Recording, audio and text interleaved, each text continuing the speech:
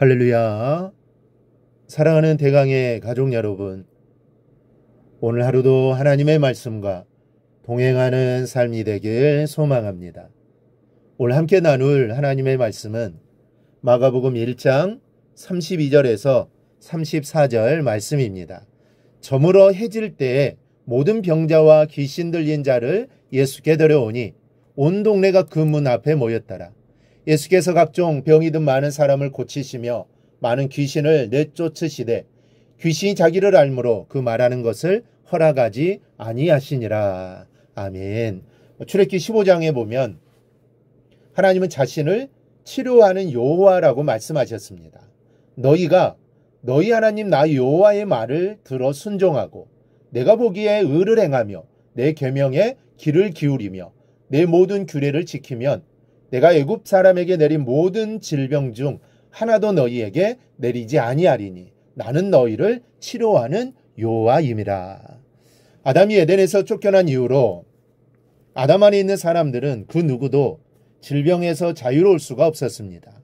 가벼운 감기로부터 전 지구촌을 휩쓸어 버린 흑사병이나 에이즈와 같은 무서운 전염병까지 사람을 괴롭히는 질병들은 가짓수나 그 고통의 깊이를 헤아릴 수가 없습니다.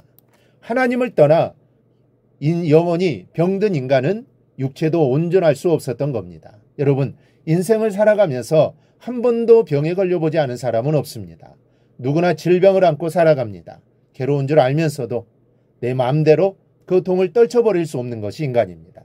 어쩌면 질병이란 죽음으로 가까이 가고 있는 인간의 현주소를 일러주는 바로미터라고 할 수 있습니다. 어느 누가 감히 질병 앞에서 교만할 수 있겠습니까? 이것이 바로 인간입니다. 이런 인간에게 나는 치료하는 여호와라고 말씀하신 하나님의 선언은 가장 큰 축복입니다. 그리고 그 선언은 예수님을 통해 오늘 본문에 그대로 이루어졌습니다. 먼저 예수님은 병든 자의 주님이십니다. 더러운 귀신을 쫓아내시고 열병에 신음하던 시몬의 장모를 예수님께서 잡아 일으키시자 소문은 순식간에 사방으로 퍼져나갑니다. 얼마나 이 소문이 빠르게 퍼져나갔는지 해질 때에는 이미 온 동네가 시몬의 집 앞에 모여들었을 정도였습니다. 그리고 그들은 거의가 다 병자들이었습니다. 요즘처럼 병원과 약국이 즐비한 시대에도 주변을 살펴보면 아프지 않은 사람이 없습니다. 그러니 약과 의술이 변변치 못하던 예수님 시대에는 얼마나 아픈 사람들이 많았겠습니까? 본문은 일일이 그 병들을 실을 수 없어서 모든 병자와 귀신 들린 자라고만 기록합니다.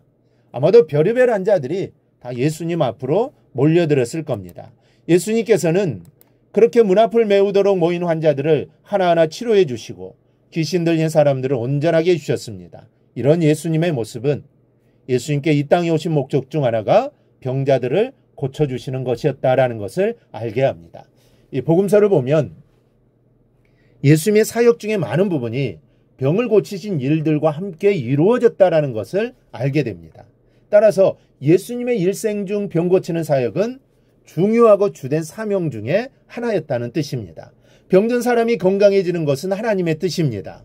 그래서 예수님은 한 번도 병든 사람들을 그냥 지나치지 않으셨습니다. 그리고 지금도 하나님께서 우리가 건강하기를 원하시고 또 주님께서는 지금도 성령의 신비한 역사를 통해 병 고치는 사역을 계속하고 계신 겁니다. 지금 이 순간에도 그렇습니다.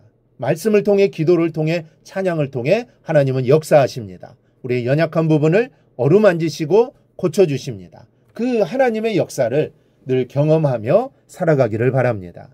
두 번째로 예수 앞에 나오면 반드시 낫습니다. 여러분에게 병이 있으십니까? 낫는 것이 하나님의 뜻인 것을 믿으시기 바랍니다. 그리고 예수님은 지금도 나의 병을 고쳐주실 수 있으시다는 것을 확신하기 바랍니다. 예수님께 치료하신 질병들 중에는 현대의학으로 설명할 수 있는 것도 있고 도저히 설명할 수 없는 것도 있지만 중요한 것은 예수님께서 병자들을 고치시는 방법입니다. 예수님께서는 병자를 치료하기 위해 한 번도 약품을 사용하신 적이 없으십니다. 어떤 질병도 한마디 말씀으로 말끔히 고치셨습니다. 물론 침을 뱉어 바른 적이 한 번 있지만 이것은 예수님의 침이 병을 고친 것이 아닙니다. 소경의 눈에 침을 뱉으신 것은 치유의 권능이 당신에게서 나간다는 사실을 보여주시는 상징적인 행동이었을 뿐입니다. 예수님은 권능으로 병자를 낫게 하셨습니다. 약으로 고치셨다면 그 약에 듣는 사람은 나았을 겁니다. 그러나 능력의 치유는 못 고치는 질병이 없었습니다. 찬송가 가사대로 내 몸의 약함을 아시는 주님은 못 고칠 질병이 아주 없다라는 것을 여러분 믿으시기 바랍니다.